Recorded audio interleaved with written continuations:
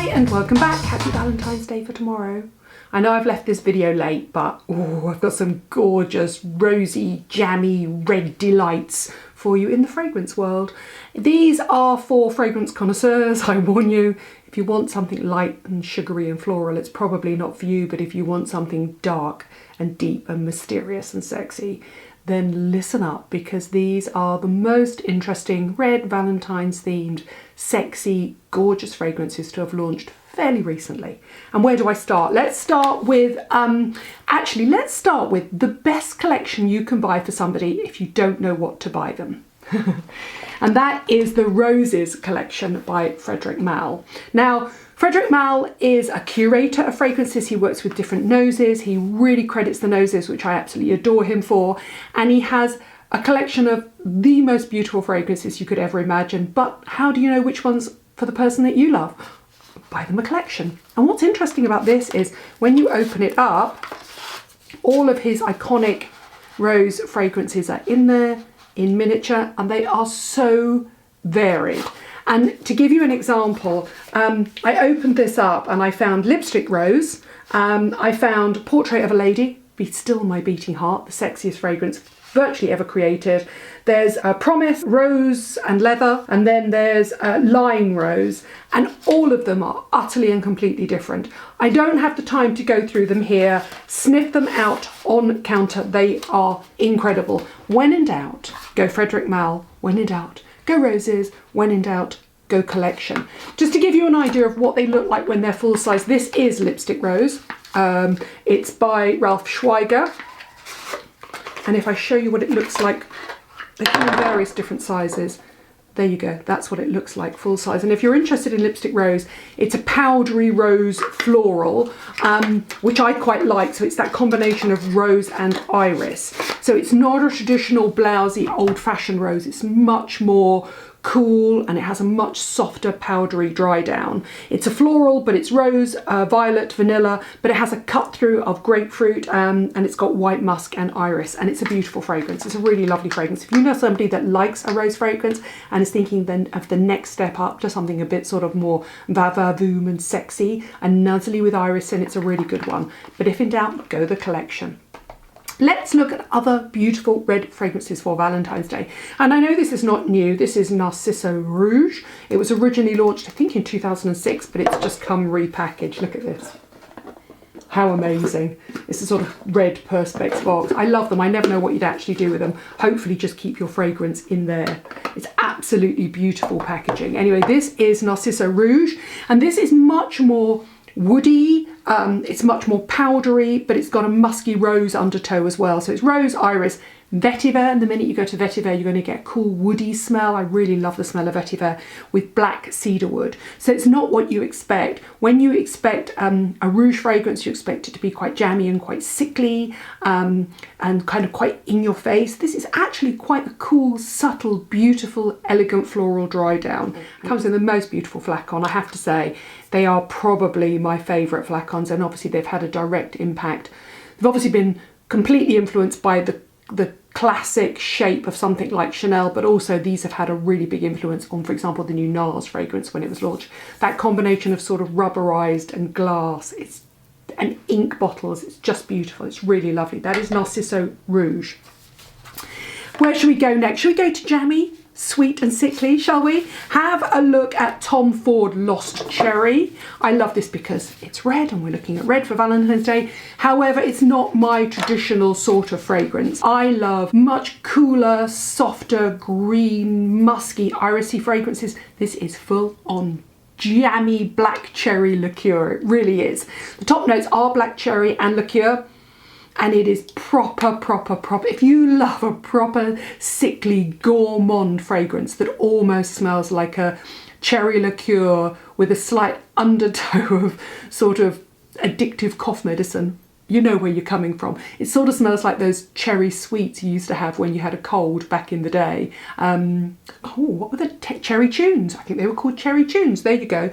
It's jammy, it's fruity, it's sweet. It's got almonds, it's got black cherry, it's got a syrup top note, it's got a cherry liqueur top note, and then you go down into rose, jasmine, and vanilla. So even in its dry down, it's pretty powdery and pretty sweet. But if you've got a sweet tooth, that's the one to get. It's really interesting. I always think Tom Ford does interesting, disruptive things. Just when he's going one way, then he gets his noses to take him another way. It's an interesting one.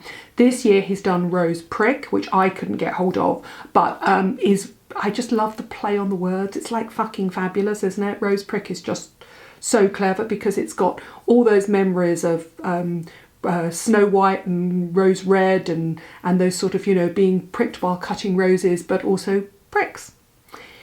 Tom, I like what you're doing. Let's keep within the red theme and look at Killian's Rolling in Love. Look at this gorgeous flacon. Really, really, really beautiful. And if you don't know Killian, you should become acquainted with Killian because it's a really interesting fragrance brand. And I just think whatever Killian does is one to watch. It's interesting, it's slightly disruptive. It's a fascinating brand, it really is. So Killian Rolling in Love is, again, Killian curates fragrances by different noses in the same way that Frédéric Malle does. This is by Pascal Goran, and it is an ombrette musk, which is interesting because you think it's going to be a sort of red floral rose fragrance, and that's silly because why we associate with red I don't know, but it's an ambrette musk with freesia, iris, vanilla and musk, and I have to say it's a very, very, very interesting fragrance. It really is. There's nothing usual about the Killian fragrances. You're not going to get anything predictable or boring. The ambrette gives it an almost sort of metallic hint to it.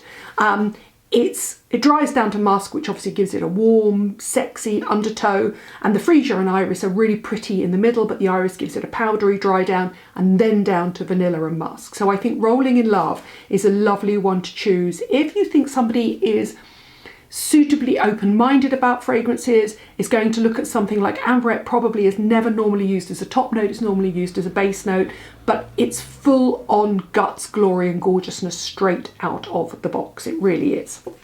If you want something slightly more traditional in a rose, it's not red, but how can I miss Le Labo Rose 31? It's woody, rose, musky and green, which means that rather than just being the florals and being blousy, it's the whole rose. So you get that sort of green sap, leaf, almost sort of earth underneath the rose undertow. It's a really lovely one. It's by Daphne Bughi and it was created originally in 2006. But Le Labo's having a moment at the moment.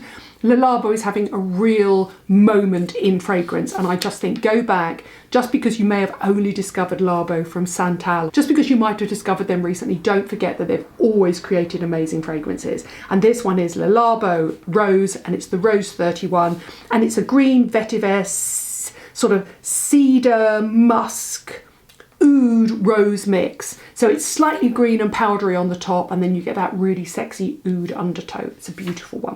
But what happens if you want to err on the side of caution, but you still want to buy something that's thought-provoking and thoughtful? Go for a candle. Go for a candle that is themed red or pink, that has a sexy undertow, and don't just go for the normal anything I can buy in a department store. Give it a little bit of thought. I've got two here for you that will knock anybody's socks off. The first one is Cire Trudhomme, and it's Rose Poivrée, which is rose pepper, and it's in a collaboration with Giambattista Valli. It's really beautiful. Rose pepper will instantly tell you what sort of fragrance it is. So it's going to be spicy and rosy, and that's exactly what it is. So you've got almost definitely a sense of pepper, like fresh peppercorns, but with the entire rose bush as well. This is much more petally, it's much more blousy, but the pepper gives it such a kick. It's really, really beautiful. So if you think about this was to celebrate the 2010 opening of his store in Paris, and it's made of rose, but with a modern hint of Tuscan black pepper. So you've got the best of Tuscany and the best of Paris. It's a really beautiful one, and look how elegant is that. Really beautiful.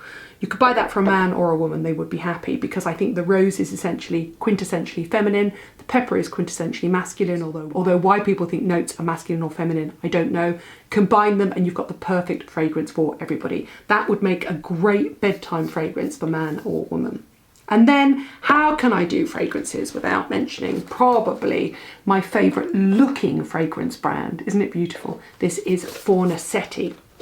Now, if I open this up, I'll show you what's inside. The signature Lacetti Bacio candle. It's absolutely beautiful. Now, what's interesting about this is the fragrance inside was created by Olivier Polge, who actually is now at Chanel, but he wasn't when he first created this. And it is a rose otto, but it's got leather, very sexy leather and smoky notes too. So it's that perfect blend of, you could buy it for somebody you love, you could buy it for a man or a woman. You might think that that's traditionally quite feminine in design, but the fragrance inside, oh, would suit anybody. It's absolutely beautiful. Olivier Polge is such a talented perfumer. His father was one of the original perfumers at Chanel as well back in the day. Jacques Polge, who created many of the Chanel iconic fragrances, and Olivier has now taken over from him, and this is absolutely beautiful. So this is for Lacetti, the classic Baccio candle. It's completely timeless, and the fragrance inside is rose, but with hints of leather and musk. It's very, very, very sexy, and smoke. It's beautiful. They are my take on the best red, beautiful, sexy, a little bit jammy, but mainly rose, iris, leather scents for Valentine's Day. I mean, who cares about Valentine's Day? Just go out, sniff them out, treat yourself. Basically, when you go through these, you'll go on a journey and you'll think, oh, these are not traditional Nadine fragrances, but each of them has something interesting to draw you in, an undertow, most often of iris and vetiver that I really like.